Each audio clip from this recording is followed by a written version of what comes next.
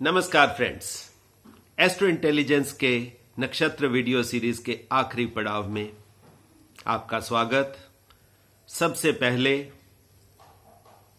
परमात्मा का दिल से बहुत बहुत धन्यवाद, ऋषियों का दिल से बहुत धन्यवाद, रीसेंट या जो पास्ट के रिसर्च एस्ट्रोलॉजर्स हैं उनका दिल से धन्यवाद, और जो शास्त्रों में लिखी गई एजुकेशन है उसका भी दिल से बहुत बहुत धन्यवाद। दोस्तों, ये धन्यवाद इसलिए क्योंकि नक्षत्रों की दुनिया का जो ये रास्ता था बहुत लंबा था, बहुत कठिन था। नक्षत्रों की इस मिस्ट्रीज को डीकोड करना दोस्तों आसान नहीं था। मेरे लिए भी ये बहुत ही लंबा और कठिन सा रास्ता था, मगर परमात्मा ने मेरे को ऊर्जा बख्शी, और आप देख रहे होंगे कि ये आखिरी वीडियो में भी I am full of energy.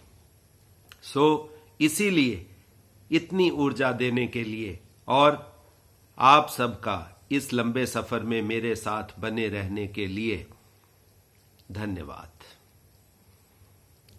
तो शुरू करते हैं नक्षत्रों की दुनिया का आखिरी नक्षत्र यानी के रेवती नक्षत्र। दोस्तों, ये मीन राशि का आखिरी नक्षत्र है और ये मीन राशि के गुरु जुपिटर यानी बृहस्पति का भी आखिरी और लास्ट नक्षत्र है। दोस्तों, इस वीडियो में वही निवेदन अंतिम बार आपसे कि कागज पेंसिल उठा लें, पॉइंट्स नोट करते जाएं। ये जो पॉइंट्स आप नोट करेंगे ये जीवन भर आपकी एक संपत्ति बन जाएंगे नक्षत्रों की मिस्ट्रीज को डिकोड करने के लिए। सबसे पहला पॉइंट नोट करें दोस्तों कि ये नक्षत्र का राशिपथ कहां से शुरू होकर कहां तक खत्म होता है। दोस्तों, नक्षत्र शुरू होते थे 0 डिग्री से, और लास्ट डिग्री कौन सी है जो किसी भी सर्कल या वृत्त को पूरा करती है, वो है 360 डिग्री। ये नक्षत्र 360 डिग्री पे खत्म होता है। और आप जानते ही हैं कि हर नक्षत्र का राशिपथ या जो डिस्टेंस नक्षत्र ट्रेवल करते हैं वो 13.20 डिग्री होता है। उत्तर भाद्रपद यानी कि जो इससे पिछला 26वां नक्षत्र था वो दोस्तों 360 माइनस 13.20 डिग्री से पे खत्म होता था, और ये 346.40 डिग्री से शुरू होकर 360 डिग्री पर समाप्त होगा। ये रेवती नक्षत्र का राशिपथ या इन 13.20 डिग्री के जो ये डिस्टेंस इसको मिलता है उसमें इसका रूल होगा, आधिपत्य होगा, साम्राज्य होगा रेवती नक्षत्र का दोस्तों। ये तो था पहला पॉइंट। अब आप दूसरा पॉइंट नोट करें कि किसी भी नक्षत्र के साथ ऋषियों ने कौन से सिनोनिम्स या पर्यायवाची शब्द एसोसिएट किए हैं। दोस्तों, इसके साथ एसोसिएट हुए पूषा या पौषनम। कहीं ना कहीं दोस्तों अगर पूषा, पुष्य, पौषनम इस नक्षत्र के साथ एसोसिएट हुआ है तो कहीं ना कहीं इसका खाने खिलाने के साथ संबंध होगा। वो संबंध क्या होगा, कैसे होगा, वो जैसे जैसे वीडियो आगे बनती जाएगी मैं आपको समझाता जाऊंगा। तो दोस्तों, अगला पॉइंट आप नोट करें कि इस नक्षत्र की राशि कौन सी है। दोस्तों, ये पाइसेस यानी मीन राशि का सबसे आखिरी नक्षत्र है, इसलिए इसकी राशि हुई मीन राशि। और इसके प्लेनेट कौन से हुए, वो हुए जुपिटर। मगर जो इसके रूलिंग प्लेनेट है, रूलिंग प्लेनेट इसके हैं मरकरी। नोट करते जाएं आप पॉइंट से पॉइंट। और जो इसके देवता हैं दोस्तों, देवता है इसके पुष्य। नोट कर लें, पुष्य, पुष्य इसके देवता है। तो इसका संबंध दूसरों का पेट भरने के लिए, दूसरे को सेटिस्फाई करने में इस नक्षत्र का कार्य होगा। अब हम बात करते हैं कि इस नक्षत्र के 4 चरण कौन से हैं। दोस्तों, इस नक्षत्र के 4 चरण हैं सैजिटेरियस, कैप्रिकॉर्न, एक्वेरियस और पाइसेस। मतलब क्या हुआ? 9, 10, 11 और 12 ये भाव इस नक्षत्र के आखिरी 4 चरण हैं। हालांकि ये आखिरी 4 मतलब भाव है, मगर इस नक्षत्र के ये चारों चरण हैं और इनके लॉर्ड्स अब आप आसानी से समझ सकते हैं। पहले और चौथे का लॉर्ड होगा जुपिटर, दूसरे और तीसरे का लॉर्ड होगा शनि। अब आप नोट करें कि इस नक्षत्र के साथ कौन सी साउंड्स ऋषियों ने एसोसिएट की हैं। दोस्तों, साउंड्स एसोसिएट हुई हैं इस नक्षत्र के साथ दे, दो, चा और ची। दोस्तों, पहला मतलब 9वें भाव के साथ या पहले चरण के साथ जो साउंड एसोसिएट हुई है वो है दे। दूसरे चरण के साथ साउंड एसोसिएट हुई है, दोबारा से नोट कर लें, दो। तीसरे के साथ चा और चौथे के साथ ची। दोस्तों, आखिरी बार ये साउंड्स की रेलेवेंस या रीजनिंग मैं आपको समझा देता हूं कि ऋषियों ने इन साउंड्स को क्यों एसोसिएट किया। दोस्तों, ये वर्ड्स नहीं हैं, ये साउंड्स हैं। अगर साउंड किसी भी पद या चरण के साथ एसोसिएट हुई है तो उसके पीछे रीजनिंग ये है कि अगर उस नक्षत्र में जन्मे जातकों का नाम इन चरण अक्षरों से रखा जाएगा तो बार बार जब हम उन साउंड्स को रिसाइट करेंगे, बोलेंगे, उनका उच्चारण करेंगे, बच्चे को उस नाम से बुलाएंगे, तो वो साउंड उस बच्चे के एनर्जी को एक्टिवेट करने में सक्षम हो जाएगा। सो दोस्तों, आप इसको इस नक्षत्र की एक बेसिक या फर्स्ट रेमेडी भी मान सकते हैं। इसलिए हमेशा यह एडवाइस किया जाता है कि नक्षत्र में जन्मे जातकों का नामकरण उस नक्षत्र के पद की साउंड के साथ ही रखा जाना चाहिए, क्योंकि जीवन भर जब भी बार बार उसको उस नाम से उच्चारण करके बुलाया जाएगा तो वो उसके एनर्जी को एक्टिवेट करने में सक्षम होगा। अब दोस्तों बात करते हैं कि इसके साथ सिंबल दोस्तों कौन सा अटैच्ड है।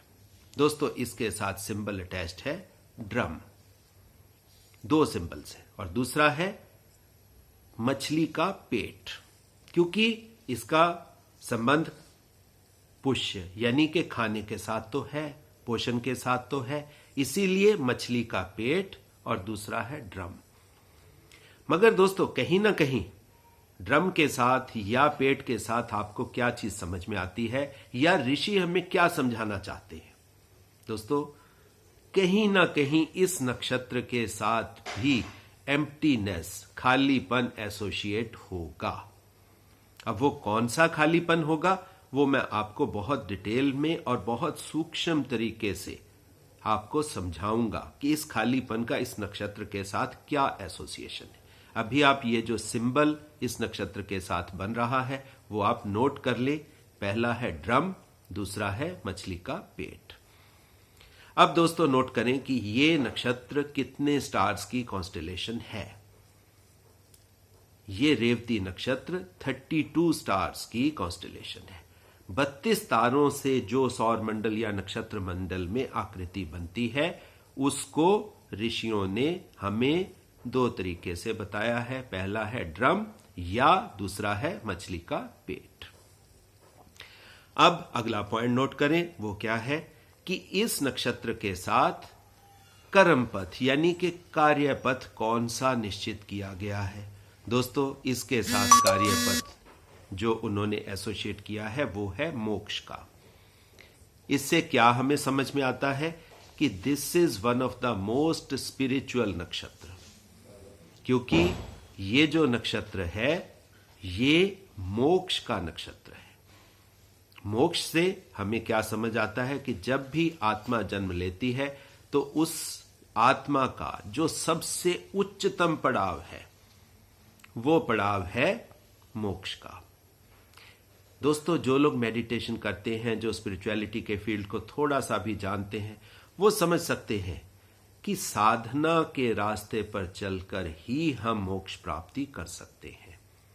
हां, मेटीरियलिस्टिक वर्ल्ड में इसको मौत के साथ भी जोड़ा जा सकता है, यानी कि पहला भाव या जब जन्म होता है, that is the first thing, और ये नक्षत्र लास्ट है, मींस डेथ का, मोक्ष का नक्षत्र है दोस्तों। तो आगे आप नोट करें कि इस नक्षत्र के गुण या गण कौन से हैं।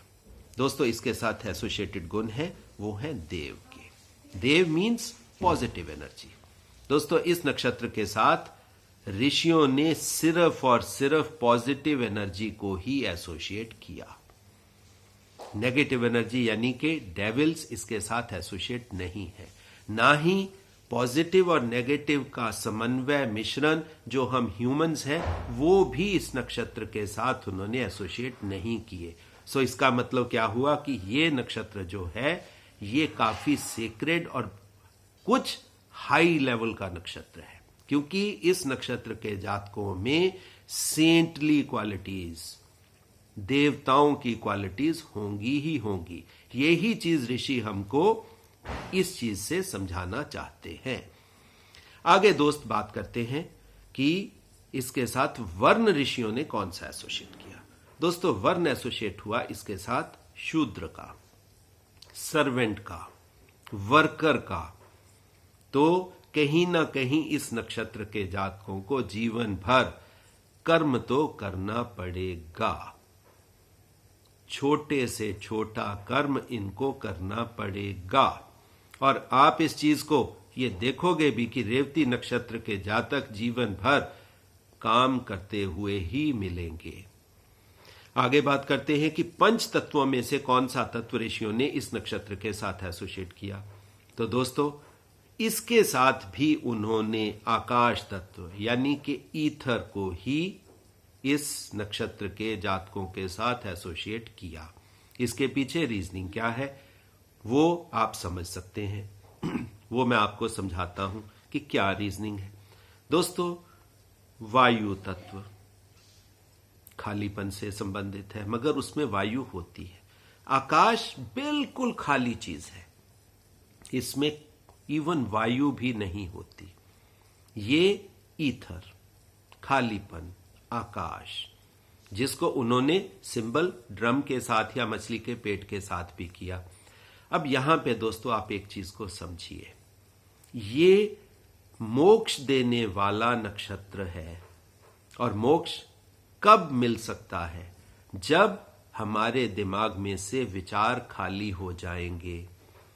जो लोग स्पिरिचुअलिटी या मेडिटेशन को समझते हैं वो मेरी बात को बहुत आसानी से समझ जाएंगे कि ऋषियों ने इस नक्षत्र के साथ ईथर को, आकाश को इसके साथ क्यों एसोसिएट किया कि शरीर में किसी भी किस्म के विचार, वासनाएं, कामनाएं कुछ भी नहीं रहनी चाहिए।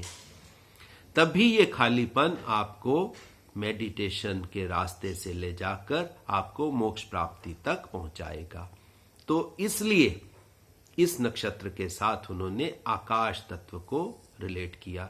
यहां से जो दूसरी मटेरियल बात समझ में आती है वो दोस्तों क्या है कि इस नक्षत्र के जातक आपको एस्ट्रोलॉजी, एस्ट्रोनॉमी, कंप्यूटर एप्लीकेशंस जो इंटरनेट के थ्रू हैं, उन फील्ड्स में इलेक्ट्रिसिटी के साथ ये आप उनको एसोसिएटेड पाएंगे। आगे बात करते हैं कि परमात्मा के किस स्वरूप को इस नक्षत्र के साथ ऋषियों ने एसोसिएट किया। दोस्तों, इसके साथ एसोसिएट हुआ शिव का रूप। शिव एनर्जी लेवल की पराकाष्ठा, सबलाइम एनर्जी की पराकाष्ठा, highest point in meditation is Shiva. साधना का सबसे उच्चतम शिखर शिव। दोस्तों, अब यहां से आप समझ सकते हैं कि ये नक्षत्र 27 के 27 नक्षत्रों में सबसे उच्चतम लेवल का नक्षत्र है, क्योंकि एनर्जी का शिखर, साधना का शिखर शिव इसके साथ एसोसिएटेड है। अब बात करते हैं कि इसके साथ एनिमल सिंबल उन्होंने कौन सा अटैच किया। दोस्तों, एनिमल सिंबल अटैच हुआ फीमेल हाथी का, गज। दोस्तों, हाथी से हमें क्या समझ आता है? दोस्तों, हाथी एक ऐसा जानवर है जो किसी को अटैक नहीं करता, मगर वो अपने रास्ते पे चलता जाता है। कुत्ते भौंकते रहे, हाथी अपनी चाल चलता रहेगा। मीन्स ये छोटी मोटी बातों से ये परटर्ब होने वाला या डिस्टर्ब होने वाला नक्षत्र नहीं है। दूसरी बात, हाथी गलत कार्य नहीं करता। हाथी सात्विक भोजन खाता है, सात्विक रास्ते पर चलता है। मगर अगर हाथी को छेड़ दिया जाए, हाथी को परेशान कर दिया जाए, तो फिर हाथी को संभालना सबसे कठिन कार्य होता है। वो फिर अपने महावत से भी काबू नहीं आता, क्योंकि दोस्तों इसके साथ शिव के स्वरूप को ऋषियों ने एसोसिएट किया। शिव और हाथी, ये जो है, ये रीजनिंग से मैंने आपको समझाया कि ऋषियों ने ये सिंबल्स क्यों एसोसिएट किए। आगे बात करते हैं दोस्तों, रेवती नक्षत्र के साथ पक्षी सिंबल कौन सा एसोसिएट हुआ? पक्षी सिंबल एसोसिएट हुआ पिजन यानी कबूतर का। दोस्तों, कबूतर भी एक ऐसा पक्षी है जो बहुत सात्विक पक्षी है। बहुत ही कम पक्षी हैं जो मीट नहीं खाते। पिजन यानी कबूतर एक ऐसा ही पक्षी है जो बहुत सात्विक स्वभाव से अपना जीवन यापन करता है। आप देखिए, इस नक्षत्र के जातक कहीं ना कहीं आपको हाथी जैसे मिलेंगे, कबूतर जैसे मिलेंगे। अब कबूतर में एक चीज और खास पॉइंट होता है। कबूतर को आप अगर देखोगे, अगर बिल्ली पास में आएगी तो वो आंखें बंद कर लेगा। दूसरे को देखने को लगेगा ये साधना में रत है, मगर ये उसका डर होता है। दोस्तों, डर से वो आंखें बंद करता है और बिल्ली उसको खा जाती है। ये जो मैंने एग्जाम्पल आपको समझाया कबूतर के माध्यम से, दोस्तों ये कैरेक्टर इस नक्षत्र के जातकों में आपको देखने को मिलेगा। आगे बात करते हैं कि इसके साथ पेड़ का कौन सा सिंबल एसोसिएट हुआ। वो है इंडियन बटर ट्री। नोट कर लें दोस्तों। अब ये जो सिंबल्स एसोसिएट होते हैं, इसके पीछे रीजनिंग क्या है?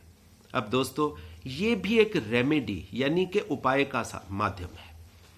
अगर उस पेड़ की उपासना की जाए, उस पेड़ को अपने अगल बगल रोपित कर दिया जाए, अगर उस पेड़ की चीजें, उसके पत्ते, उसकी जड़, उसके फल उस नक्षत्र के जातक खाएंगे, तो वो उस नक्षत्र के जातकों की एनर्जी को एलिवेट करने में, एक्टिवेट करने में सक्षम होगा। तो ये सिंबल्स के थ्रू रेमेडीज भी ऋषियों ने हमें प्रोवाइड कर दी कि फालतू के भ्रम में मत पड़ो दोस्तों। आप सिर्फ इन एनर्जीज के खेल को समझो और यहीं पे सारी रेमेडीज आपके लिए ऋषियों ने दे दी। अब लास्ट पॉइंट आप नोट करें कि इसके साथ कौन सा बीज मंत्र उन्होंने एसोसिएट किया। दोस्तों, 2 शब्दों से इस नक्षत्र का बीज मंत्र है। पहला नोट करें, ओम लम, और दूसरा है ओम क्षम, क्ष से क्षम। ओम लम और ओम क्षम, इन 2 साउंड्स के बीज मंत्र को अगर हम उच्चारण करते हैं, अगर 108 बार दिन में इस मंत्र का उच्चारण अगर कोई भी जातक करेगा जो रेवती नक्षत्र में जन्म लिया हुआ होगा, तो आप पाएंगे कि उस नक्षत्र के जातकों का एनर्जी लेवल एलिवेट हो जाएगा, एक्टिवेट हो जाएगा। They will be full of energy. दोस्तों, as a medical doctor, as a astrologer, मैं दोनों तरीके से आपको यह समझा सकता हूं कि जब भी शरीर में कोई बीमारी आती है तो होता क्या है, कुछ नहीं, सिर्फ नेगेटिव एनर्जी और पॉजिटिव एनर्जी का जो बैलेंस है वो खराब हो जाता है। और हम डॉक्टर्स या एस्ट्रोलॉजर्स क्या करते हैं, सिर्फ एनर्जी लेवल को हम बैलेंस करते हैं। और जब भी किसी का एनर्जी लेवल बैलेंस हो जाएगा तो वो उस बीमारी से बाहर आ जाएगा, नेगेटिविटी उसके जीवन से दूर हो जाएगी और वो अपने जीवन की जो डायरेक्टेड कार्यपथ है उस पे चलने में सक्षम हो जाएगा। अब आप देखिए ऋषियों ने कितने अच्छे तरीके से हमें हमारे जीवन में से उठाकर ही उन्होंने रेमेडीज हमें दे दी। तो ये तो थे दोस्तों जो खास खास पॉइंट्स थे इस नक्षत्र के बारे में। अब हम जानेंगे कि इस नक्षत्र के जातकों के गुण स्वभाव कैसे होते हैं। दोस्तों इनकी बॉडी अच्छी स्टाउट स्ट्रांग बॉडी होगी, टॉल होंगे क्योंकि ये शिव का कैरेक्टर है। टॉल बॉडी, स्ट्रांग बॉडी, क्योंकि बॉडी इनकी स्ट्रांग क्यों होनी चाहिए? क्योंकि इस नक्षत्र के जातकों को मेडिटेशन करनी है, बहुत गहन साधना करनी है, तभी वो मोक्ष तक पहुंच सकेंगे। तो इसलिए बॉडी का अच्छा होना इनके लिए बहुत ही जरूरी है। हार्ट इनका बहुत टेंडर होगा, बहुत सॉफ्ट होंगे, बहुत ही इनकी जो वाणी है वो बहुत ही सॉफ्ट, बहुत सोच के समझ के प्यार से बोलने वाले लोग होंगे। इनका बिहेवियर बहुत अच्छा होगा, बट ये इंडिपेंडेंस लविंग होंगे। यहां से आप दोबारा शिव को याद करिए। शिव अपनी मर्जी के मालिक हैं। जब उनका मन है कि उन्होंने साधना करनी है तो साधना ही करनी है। तो इसीलिए इनकी नेचर में भी ये इंडिपेंडेंस का तत्व आपको देखने को मिलेगा। इस नक्षत्र के जातकों में खास पॉइंट होगी, ना ये किसी के दूसरे के कार्य में अननेसेसरी अपनी तरफ से इंटरफेरेंस पैदा करेंगे, ना किसी को डिस्टर्ब करेंगे और ये भी एक्सपेक्ट करेंगे कि दूसरा भी इनको अननेसेसरीली डिस्टर्ब ना करे। अब शिव का कैरेक्टर है, अगर इनको इनकी मर्जी के खिलाफ कुछ भी कार्य करने को प्रेशराइज किया जाएगा तो इनका जो नेचर है, जो स्वभाव है, वो काफी तीक्ष्ण हो जाएगा, उग्र हो जाएगा, क्योंकि ये शिव के ही वंशज हैं। आप ऐसे मान लीजिए गुस्सा इनमें अति का मिलेगा, मगर नॉर्मल ये गुस्सा नहीं करेंगे। सिर्फ जब इनको अति से तंग किया जाएगा तो इनका गुस्सा भी अति का ही होगा। बहुत मॉरलिस्टिक होंगे ये लोग। अपने मॉरल से, अपने प्रिंसिपल से, अपनी फिलॉसफी से इनको डेविएट करना आसान नहीं होगा। बहुत ज्यादा रिलीजियस होंगे, ट्रेडिशंस को, कल्चर को, ये नेगेटिव तरीके, मतलब क्या है कि बहुत नीचे के लेवल पर जाकर भी मानने वाले होंगे। और समटाइम्स इसीलिए इनको ये भी बोल दिया जाता है कि इस नक्षत्र के जातक जो होते हैं ये अंधविश्वासी भी बन जाते हैं। नेगेटिव चीजें इनको जरा जल्दी पसंद आती हैं। पुरानी चीजें, एंसेस्ट्रल चीजें, पास्ट, हिस्ट्री, इसमें इनका इंटरेस्ट थोड़ा ज्यादा होगा। इसी वजह से आप इनको एस्ट्रोनॉमी में भी जाते हुए देख सकोगे, एस्ट्रोलॉजी में भी ये एक्सेल करेंगे।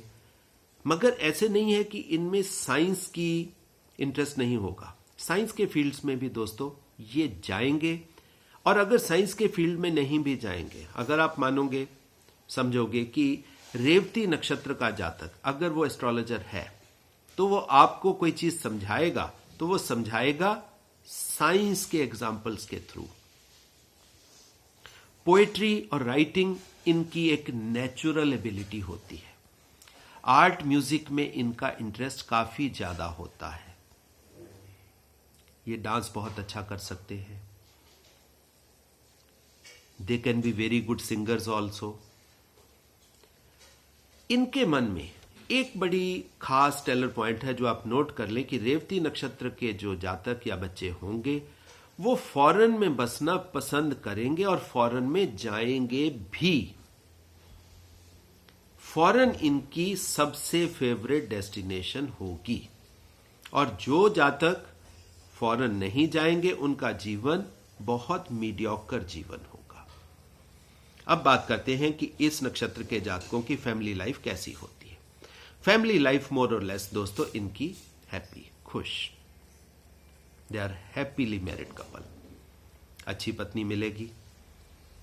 इस नक्षत्र के जातकों का खास पॉइंट कि इनको अपने फादर की सहायता मिलेगी, मगर फादर की सहायता मिलने से इनको जीवन में फल नहीं मिलेंगे। देखो, ये दो पॉइंट हैं जो दोनों पॉइंट कॉन्ट्राडिक्टरी हैं। जीवन में फादर बहुत सपोर्टिव होगा, मगर फादर जितनी मर्जी हेल्प कर ले इनको फल नहीं मिलने वाला। ये भी इस नक्षत्र का खास पॉइंट है। अब बात करते हैं इस नक्षत्र में जन्मी हुई लड़कियों की।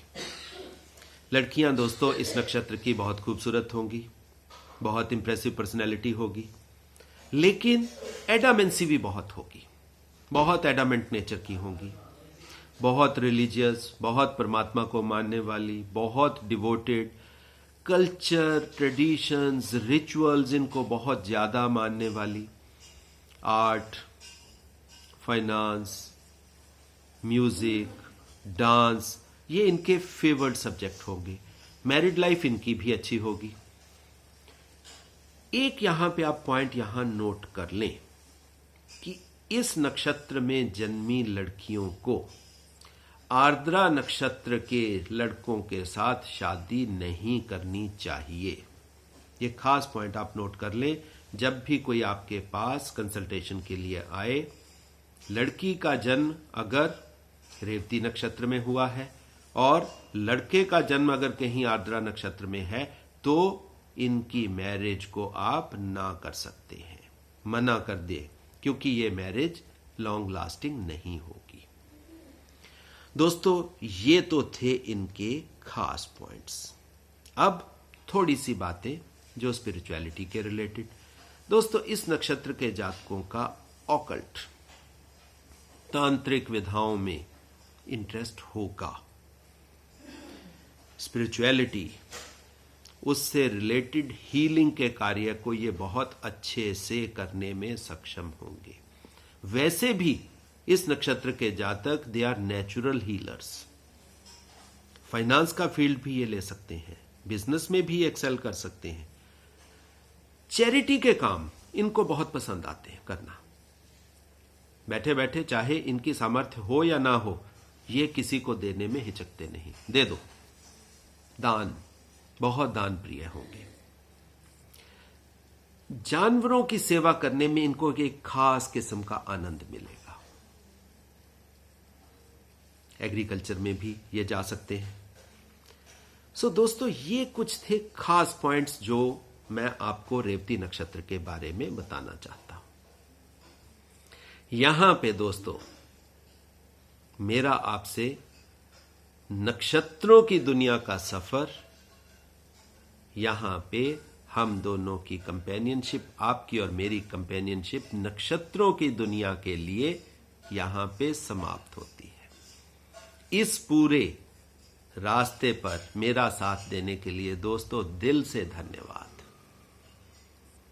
और एक जो खास पॉइंट दोस्तों मैं इस आखिरी वीडियो में करना चाहता हूं, वो क्या है, मैंने तो दोस्तों जितनी नॉलेज मेरे पास थी नक्षत्रों के बारे में, जितनी नॉलेज मैं गैदर कर सका नक्षत्रों के बारे में, वो पूरी नॉलेज दोस्तों मैं आपको स्वाहा करता हूं, आपको मैंने दे दी। इस यज्ञ में मैंने उस एजुकेशन, उस नॉलेज की आहुति दोस्तों डाल दी और आशा करता हूं कि ये आहुति आग के माध्यम से और ज्यादा बढ़कर और ज्यादा फैलेगी। जो इससे धुआं भी बनेगा, ये आपके जीवन को और सुगंधित करेगा। जो अग्नि से आपको ऊष्मा मिलेगी, वो आपको नॉलेज को और बढ़ाएगी। और मैं आशा करता हूं कि आप मेरे से भी ज्यादा सक्षम और अच्छे एस्ट्रोलॉजर बनकर दुनिया की सेवा कर पाओगे। धन्यवाद दोस्तों।